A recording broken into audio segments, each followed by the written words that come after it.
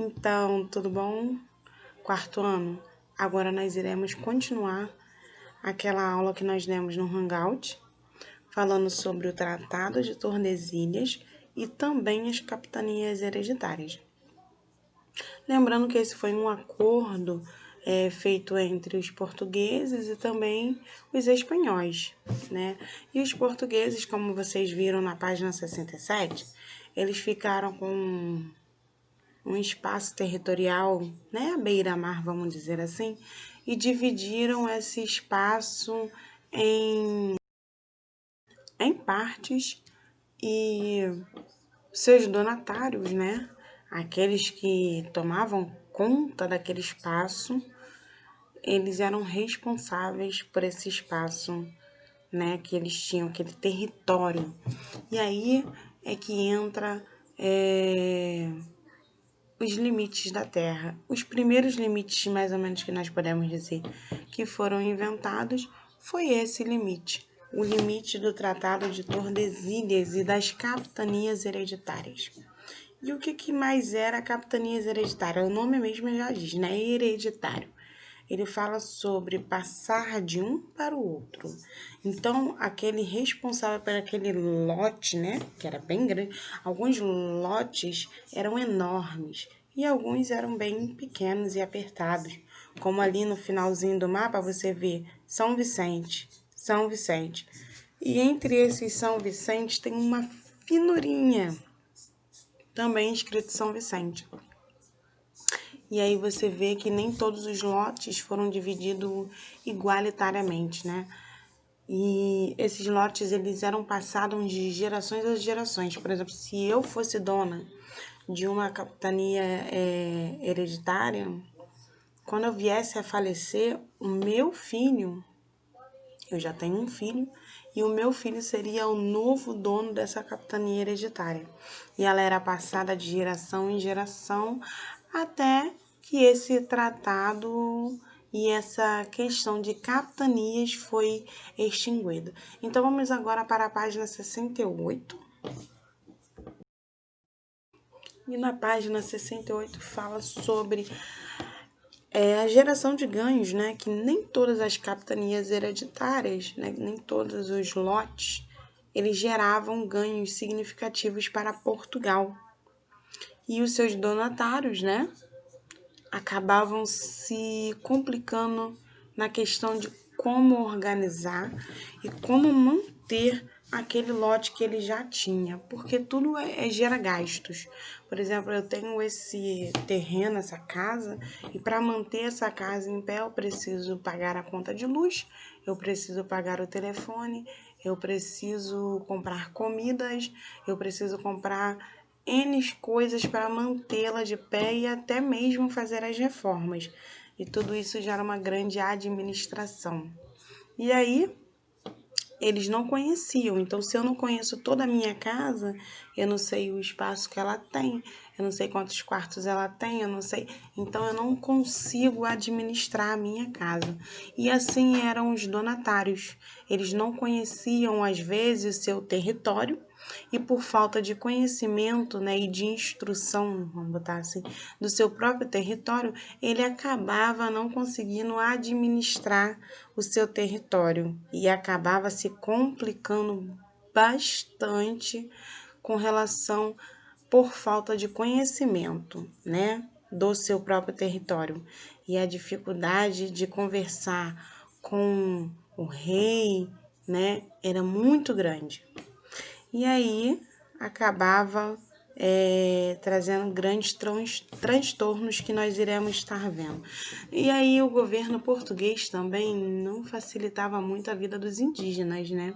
Por conta dessa resistência que os indígenas acabaram adquirindo com o tempo, entendiam que eles não deveriam ser escravizados. Eles eram até então os donos do local, né? Vamos botar assim, os donos, porque foram os primeiros habitantes encontrados aqui. E o que acontece? E por eles não aceitarem a ocupação dos portugueses, né? Os portugueses virem tomar aquele pedaço de terra, aquele lote, tudo também dificultava mais e mais e mais. E como diz aqui eu estou hoje vendo o livro no próprio PC, e aqui na página 68 fala nesse primeiro parágrafo sobre isso mesmo que eu estava falando com vocês, sobre a não aceitação dos indígenas, né, dos portugueses aqui na terra deles, e também sobre os ganhos que eles não tinham por questões de administração do próprio ambiente, por não conhecer. O que aconteceu? O que eu estava falando com vocês agora, por falta de administração, por falta de tudo, né, essas capitanias foram sendo extintas. Vamos supor que as capitanias seja esse telefone. E cada pedacinho do meu telefone era de alguém. Esse pedaço é de alguém e esse pedaço é de alguém. Eu não sabia mexer nesse pedaço, mas alguém sabia mexer muito bem nesse. O que acontece? Eu perdi o meu pedaço para essa pessoa. Então, agora ela é dona de todo o telefone, entendeu? Então, é basicamente isso. A capitania eu não soube administrar e acabei perdendo. E com o tempo elas foram se extinguindo, ou seja, foram terminando por falta de conhecimentos e seus limites toda hora sendo alterado. Então aquela que era pequenininha passou a ser enorme e a que era enorme ficou maior ainda e cada vez mais complicado de administrar. Imagina você tentar sozinho e sem muito suporte, sem comunicação, sem tecnologia que naquela época não existia, tentar administrar todo o Rio de Janeiro. Muita coisa ia sair errada, né? E assim era naquela época. Muitas coisas aconteciam errado. Então, aí no segundo parágrafozinho tem duas linhazinhas e fala assim: em 1822, com a independência do Brasil, em Portugal, em relação a Portugal, as capitanias foram transformadas em províncias, ou seja, elas já estavam deixando de existir. E aí, com a independência do Brasil, o que aconteceu? Elas se transformaram, houve uma revolução, né, com as alterações dos seus limites. E aí no terceiro parágrafo fala sobre o delongar do século XIX e o século XX, os limites do território que hoje conhecemos como Brasil, ou seja, todo o nosso país, foram estabelecidos por meio de acordos e tratados. Então, por que é importante você entender o Tratado de Tordesilhas? Ele foi o primeiro que estabeleceu o limite. E hoje, nós temos essas outras limitações e outras coisas de acordo com aquela primeira ideia de limitar um local, que foi no Tratado de Tordesilhas. E isso demandou todo um espaço territorial que hoje nós chamamos de Brasil. Isso é muito importante por conta da limitação que foi dada naquela época, tá? Então, vamos continuar. Em 1889, o Brasil deixou de ser um império, ou seja, deixou de ser governado por um imperador, que por conta dos portugueses terem vindo tomar posse dos nossos territórios, então quem mandava até então era o reinado português, espanhol e seus limites de acordo com quem estava no poder em cada pedaço. Então, ele deixou de ser governado por imperador e passou a ser uma república, ou seja, governado por presidente. E aí começou a votação, eleição e tudo mais aqui, de uma forma não muito facilitada, socialista, né, e elitista naquela época, que não convém muito a gente discutir no momento, porque nós estamos nos referindo apenas a território. Mas aí começou toda essa questão de terras e senhores, e só votavam os ricos e que tinham estudo e conhecimento, né? Então, vamos continuar. E com isso, as províncias passaram a ser chamadas de estados. Então, aí você já tem uma ideia. No primeiro mapa político, você vê aí embaixo, o mapa que está escrito assim sobre o seu título. Divisão política em 1822. Então, você observa que em 1822, onde hoje talvez é o estado onde hoje é o estado do Amazonas, ele se delongava de uma forma muito maior. Era um território muito extensivo e hoje esse mesmo pedaço é dividido, né? E hoje não, em 1945 no mapa ao lado, ele foi dividido em duas partes. Até mesmo em três partes, né? 3 para 4 partes, isso aí. Então, o que era um único território passou a ser outros territórios, como dividiu com Pará, Manaus e mais 2 pedacinhos que no momento eu não consigo enxergar direito. E aí vem o exercício abaixo. Assim como vocês também podem ver, a capital do país e também a localização de alguns estados também mudou bastante. E aí embaixo, né, vem o exercício. Compare os mapas do Brasil que estão nesta página e que diferenças você identifica. Como essa além que eu falei, você tem muitas outras que são bem notáveis. A gente também consegue observar nesse mapa que a Bahia aumentou muito, né? Assim também como Pernambuco diminuiu.